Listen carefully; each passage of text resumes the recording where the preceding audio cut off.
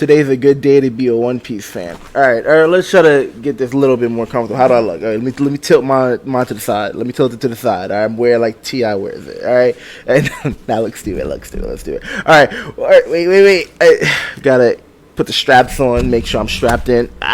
You know, wear like how Shanks puts it on my head. No, that is not working. All right. Recording time. We're getting serious. Let's get serious, guys. All right. If the hat moves, the hat moves. All right. Cool.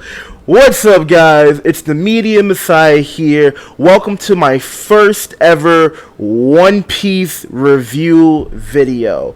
I know it's been a long time since I've recorded any content for the channel, and for that, I apologize. I really wanted to get this stuff out sooner, but I've just been having a few issues and stuff like that. Not issues, nothing bad's happening. I just been, feeling a bit like overwhelmed trying to get the channel started and, trying to balance streaming and my personal life. And I'm still just figuring everything out. So please be patient with me, and I promise we'll get more stuff out to you guys. Like, we're gonna be dropping more videos constantly and stuff like that. But I need you guys to like and comment these videos so that we can actually get a decent following. That's the main reason. Like, we be on stream having a lot of fun now, but we only get like 1 or 2 people interacting, and I need you guys. So without this, I can't become King of the Pirates, right? But let's do a little bit of information about the One Piece lore before I jump straight into the review, because I need to give some information. Now, I want to be honest with you real quick. I've recorded this about 3 times already. Something's wrong with my camera. I'm not using a webcam. I'm using an app that records from your phone to your computer, and that's what I'm using right now. And so the video might cut out in weird places because I'm trying to have like little bit of segments to, like, if a video cuts and I have to like start over, instead of me starting all the way at the beginning again, then I won't have to have any issues with that, which I shouldn't be recording like straight hour long anyway. I should definitely be doing this in cuts either way. But that's neither here nor there. That's on my part.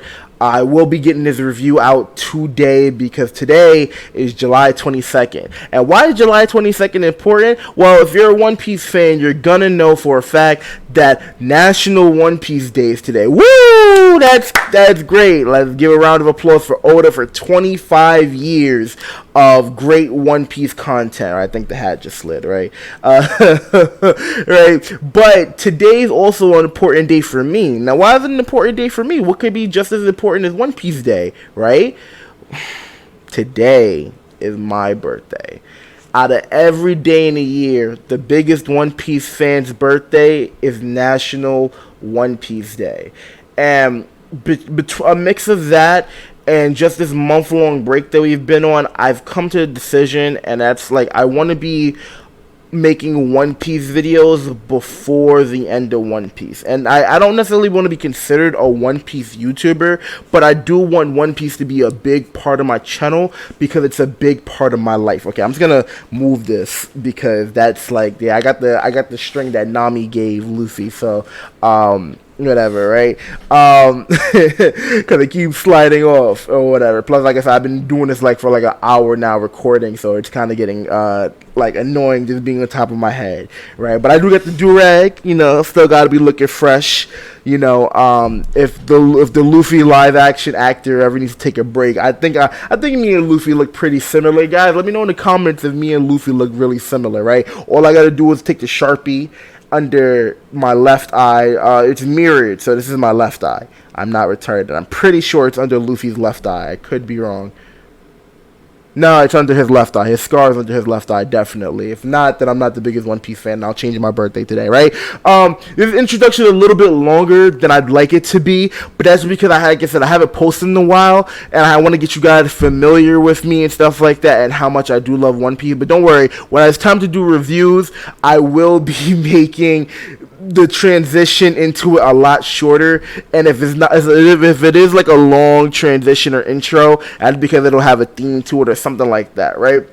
But I've kept you guys waiting long enough, way more than I should have, and I really want to just jump straight into this. But overall, I just want to say some things first that, like, I liked Wano.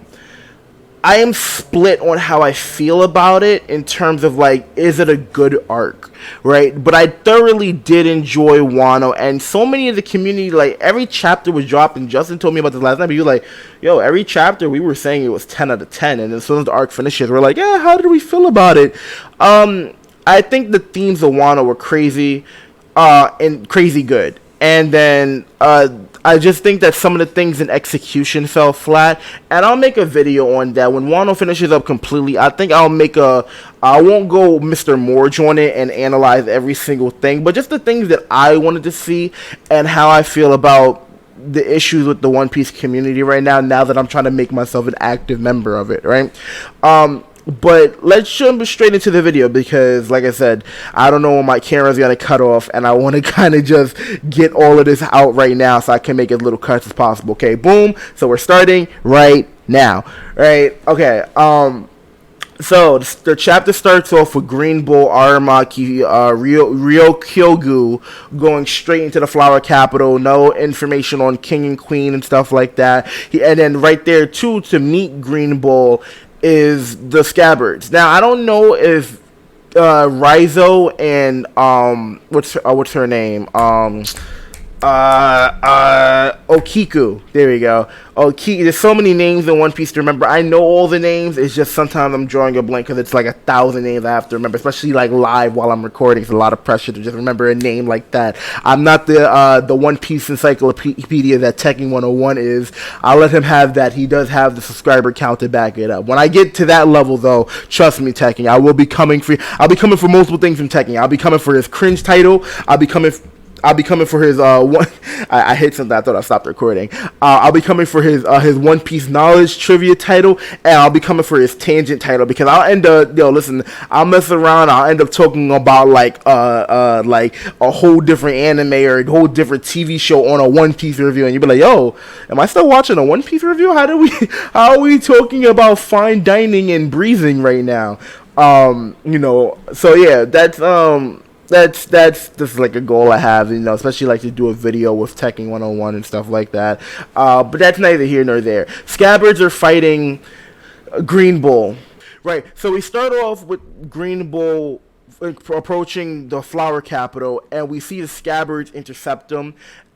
We don't know what's happening with Luffy and Kid right now, because last time Kid was really angry at Luffy. We don't know what time this is either. We don't know if this is while they're celebrating or anything like that, or if this is like after, because I believe they were celebrating at night when fireworks are going on, and this looks like the middle of the day, so this could be like the Straw Hats are all sleeping and it's early in the morning and stuff like that. We just don't know. I mean, it's a manga, so it's hard to tell the time of day, so I could be wrong. It might specify.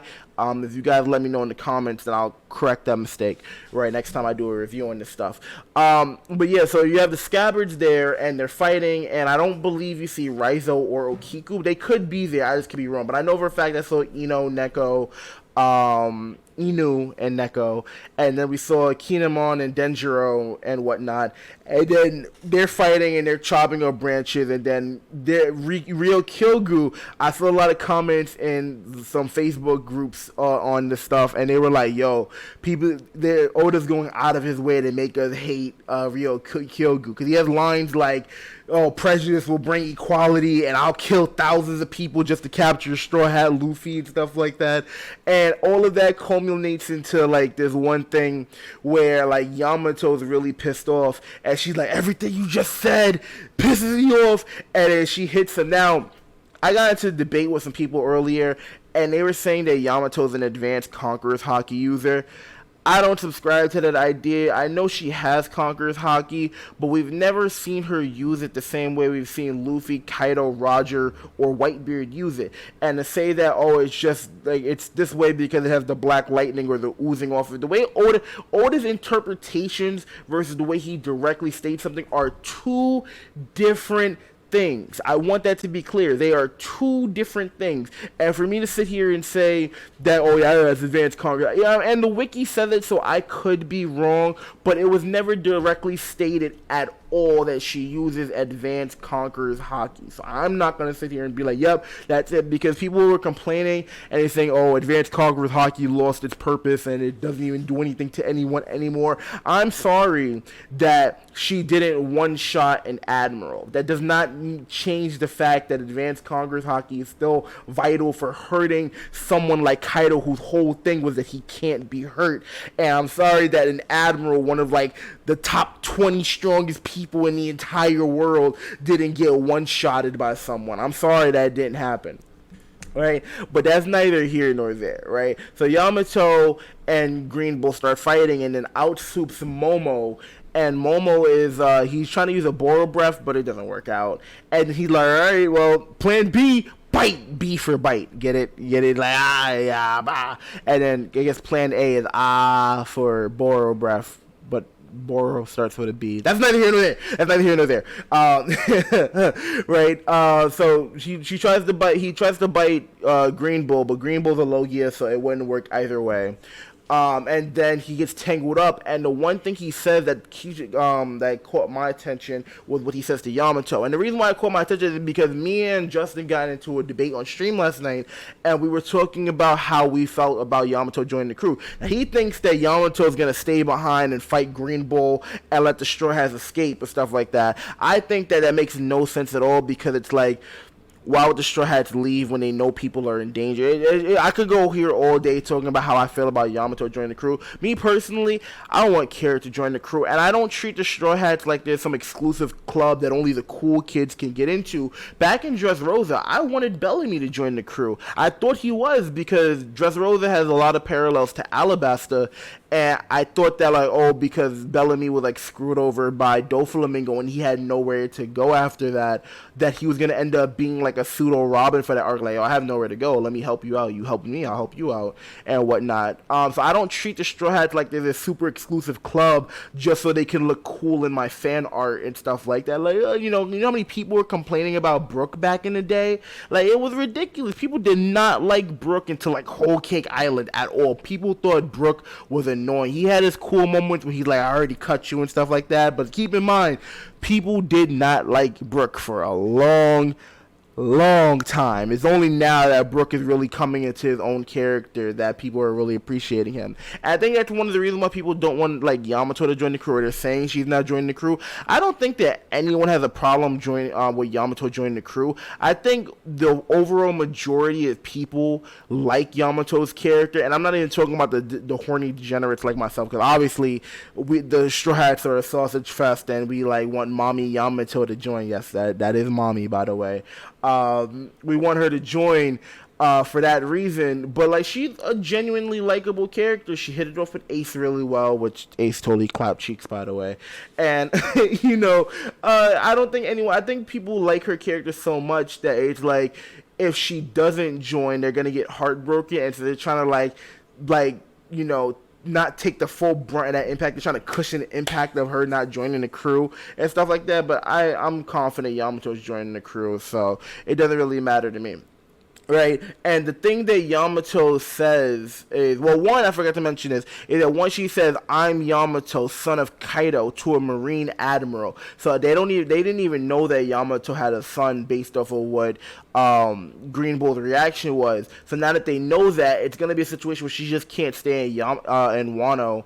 And then second thing that is said is Momonosuke is like, "Hey, Yamato, don't interfere."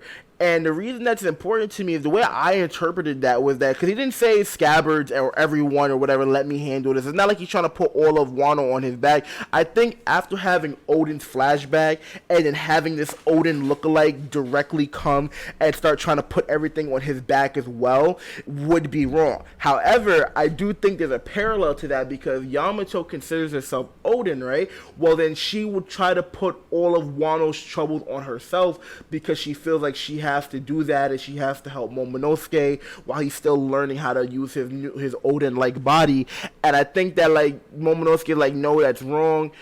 This is a Wano issue. We can't let an outsider like yourself deal with it. The reason why we couldn't defend ourselves last time is because we put all of our faith in Oden, and as soon as Oden or our Shogun wasn't there, we just kind of took it laying down. The people of Wano need to be able to handle Wano problems. We've seen this multiple times.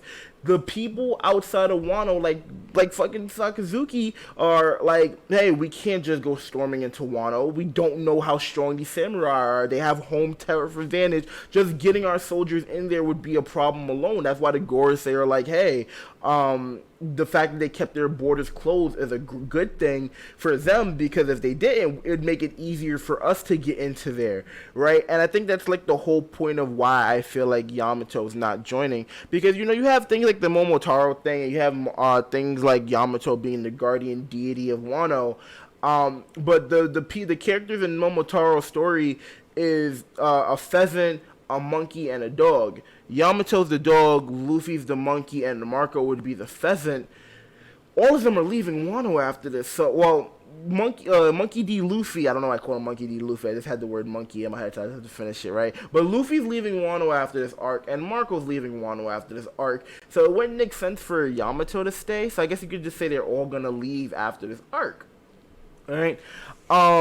And that's like the main reason why I feel like those lines were specifically intentional. Cause that's one of the reasons why, like, when Frankie left the crew, why when Frankie left Water 7 to join the crew, I apologize. They were like, hey, Frankie has to go with you. He has a 44 million berry bounty on his head. He can't stay here even if he wanted to, which he wanted to join the crew, but he also didn't want to leave his family behind, stuff like that. That's how I feel like what Wano is. Yamato has no attachment to the people of Wano. Now, if Wano was in a really bad place right now, if Wano was still like war torn and everyone was just like, what are we gonna do? We don't know what we're gonna do. I feel like Yamato would stay behind to step up and help the people out. But they've been partying like they.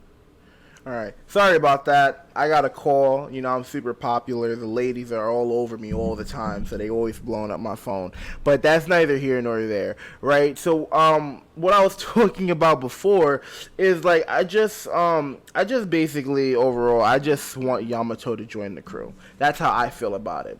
But moving on from that section, because I feel like I talked about that enough, we jump straight into it with Shanks, and Shanks is like. I'm just trying to figure out, like, a lot of people are talking about, like, why isn't Shanks trying to meet with Luffy and stuff like that. I want to know what he's doing at Wano, because he said he's not here to meet Luffy, right? I don't think that he, like, snuck into Wano and did things, because, like, he literally has a line where he's like, I wonder how Momo and Hiyori are doing, stuff like that. They didn't, like, ever imply that they were there.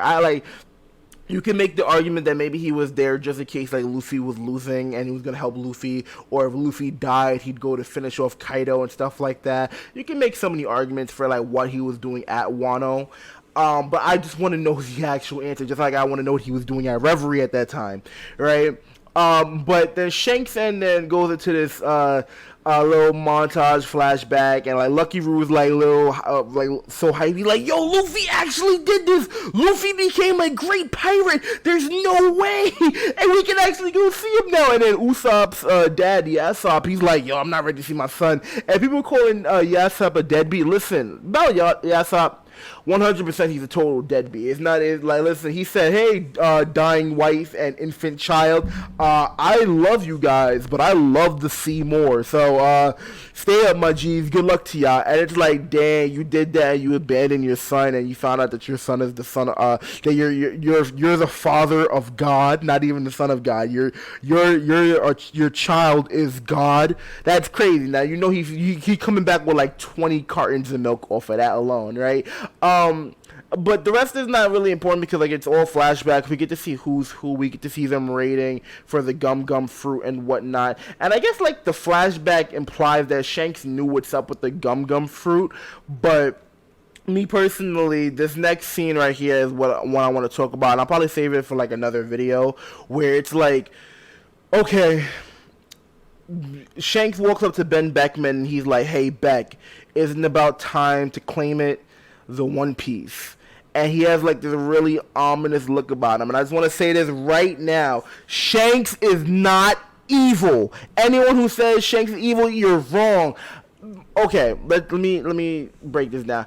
It's not that Shanks isn't evil. It's the fact that I feel like I'd be really disappointed in Oda if he did make Shanks evil. If he made Shanks evil, I feel like that means you just have like zero trust in your own writing abilities, because it'll be like maybe Oda's thinking he's writing. He's like, yo, I need a really big twist in my story to make people go, and then he'd end up realizing that like, excuse me, excuse me, Jesus Christ, I didn't expect that to be a triple burp. Right, so there was just the one and done. Right, and then I feel like Oda like wants like a really big twist in his story, and then he's gonna be like, I guess I'll make Shanks evil because no one would expect that. I feel like it's so cheap. I feel like it goes against so many things against Shanks' character. It just doesn't make sense. Now, when I mean evil, I don't mean that Shanks isn't allowed to compete for the One Piece. I don't think that Shanks isn't allowed to want to be king of the pirates. I just don't think he's going to be a foil slash antagonist for Luffy. And what I mean by that, I don't think that Shanks went all the way to East Blue to find the Gum Gum fruit to give it to a random kid. Whether you believe in the theory that Ace was supposed to eat the Gum Gum fruit as a kid or whatever, I don't believe that he did all of that just to get someone like 15 years later to eat the fruit for him. And become a Yonko, take out 2 Yonko, and like find all the poneglyphs and stuff like that. Like, you could call Shanks a Machiavellian Eisen like schemer for doing that, but it would just be so cheap to his character, and I would not want that for Shanks, right? I just like. But like, and that's like him directly screwing over Luffy would be such a waste of a character.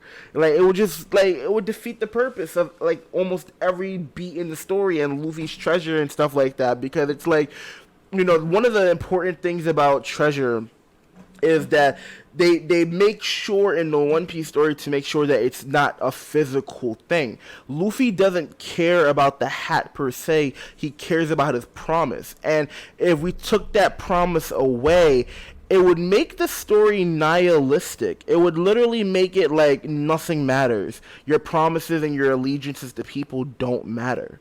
And I don't think that's a story that One Piece is ever trying to tell, right? It like, even if you were to try to tell, like, oh, the treasure is the adventure we made along the way, if you take away the treasure being his hat, it takes away too much from the story, which is why I can't see Shanks being evil, right? But then, and that's the main reason why, right? So then, after that scene, we cut over to Navy headquarters. I believe it's Navy headquarters. It's not Mary Joa. And we learned some information about my boy Sabo. Now, I can understand why people didn't really care about Sabo for a while, because he did come out of nowhere. One of the things about Oda is that he's so good at foreshadowing that you wish that almost every scene was foreshadowed. I feel like if we had like one line of dialogue for Sabo when Ace first showed up in Alabasta, that would have been great. As I understand why people felt like he came out of nowhere, he's just a replacement for Ace. It's kind of like Oda having his cake and eating it too. I get all that stuff. I like Sabo. He's a cool guy. He definitely has his own motivations and stuff like that. And he's definitely a different character from Ace, if that's like fair to say, right? And we find out all of this stuff about Sabo. So apparently he succeeded. He got Best Boy Kuma back, and they had this whole moment where Ryo Kyogu and Fujitora were fighting against them, and they apparently had to hold back because Mary Joa was like there, and they couldn't like Fujitora couldn't just like raise the ground and have a meteor crash, which is fair. I understand that. And then same thing with Ryo Kyogu. He couldn't just like turn all of the land into grass and chop up people and stuff like that by using like razor leaf or like solar beam or something like that. But I still think that the fact that they did rescue Kuma is great. And more importantly, we found out that people all over the world are calling Sabo the Flame Emperor, and he's like this new like revolutionary figure that's even bigger than Dragon. all of this is so crazy to find out, and I don't really even know how to absorb all this information because this is like my first day reading it, and I'm just trying to still break all this stuff down. So we find out that like even everyone and, I love the fact that they're like hyping up Sabo in the world so much that like the news of like Kaido and Big Mom getting defeated isn't even that big of a deal. They're like, yo, look how cool Sabo is that his little brother is even able to do these type of things. Like Sabo's the man. Like we love Sabo for this stuff. Like put our faith in Sabo, not in Luffy, in Sabo. That's crazy to think about that. Like, oh yeah, Sabo's little brother beat two of the Yonko. Now Monkey D. Luffy's older brother is leading a charge for a revolution in the world. That like holds weight. Sabo is the Flame Emperor now. So there's now 5 emperors on the sea. This is crazy to think about. Oh my god, there's so much going on. And we have a little bit of dialogue where like Aki was talking about like God's Knights, something like that, and some whole like law, so not Trafalgar law, like some some one of the vice admirals or whatever, he's like a crime investigator or something like that, and Akaino's like, oh, God's Knights handles jurisdiction over these type of things, so it's a confusing mess and total or something like that. Oh, I completely forgot about this. I guess I forgot about it because it didn't really seem relevant to me to bring up right now. King Netafari Cobra is dead, and Vivi's missing. They're with the revolutionaries. I don't feel like I need to say anything about it. We know that Eam had a picture of Vivi. I don't know how Sabo and Vivi interacted or whatever, but I do know that I'm pretty sure Sabo and Rebecca are cool. So if and because Vivi and Rebecca are now cool, it could have been like Rebecca introduced Vivi to Sabo or whatever. But I just have no idea how they would have interacted. But Vivi went missing. Unless Eam captured her and then Cobra. It could go so many ways. Eam could have captured Vivi. Most likely, I see them both being with Cobra and Vivi with Sabo, because it's like, well, where else would they be? Like, Sabo didn't kill Cobra. Like, that would be like Sabo. Their plan wasn't even. I don't even think their plan was to like kill the Celestial Dragon. They were just to like replace them and they like take them from power or something like that, right? Just to have better people running the world. So that's why I didn't really think too much of it, because there's not a lot to say about that, because one, Oda doesn't even kill his characters. And how many off-screen kills do we get, let alone shown on-screen kills, right? So Vivi and Cobra are most likely with Sabo. We actually never found out where Sabo was at, but most likely they're back at Kamabako Kingdom on Eva's Island for right now. Yeah, so, I don't know. And then again, we get the last bit of dialogue where Aki was talking about I became Fleet Admiral at a crazy era and stuff like that. So overall, what do I think of the chapter? Great chapter. We have no break next week. That would be terrible to get like a whole month off and then we got one chapter then a break and stuff like that. Yeah, I just really wanted to make this video because I wanted today, my birthday, One Piece Day, to be really special to me and have something to remember it by. And I really want to be part of the community while this last chapter, while these last few chapters of One Piece come out. And I don't want to do a review for the final chapter of One Piece, and no one's used to seeing One Piece reviews on my channel. So yeah, expect more One Piece views weekly. That'll give me motivation to upload more videos and stuff like that. And I love this series so much. Talking about it is going to bring me a lot of joy, and I'm so glad when I have people reaching out to me. So if you have any comments, this is still the late developers. I want to hear your opinions about everything. Thank you guys for watching us, and remember, you know what, I got this right there. We'll do the outro like this. There's always room for you if you wanna be my friend. We are on the cruise. We are. And see you guys later.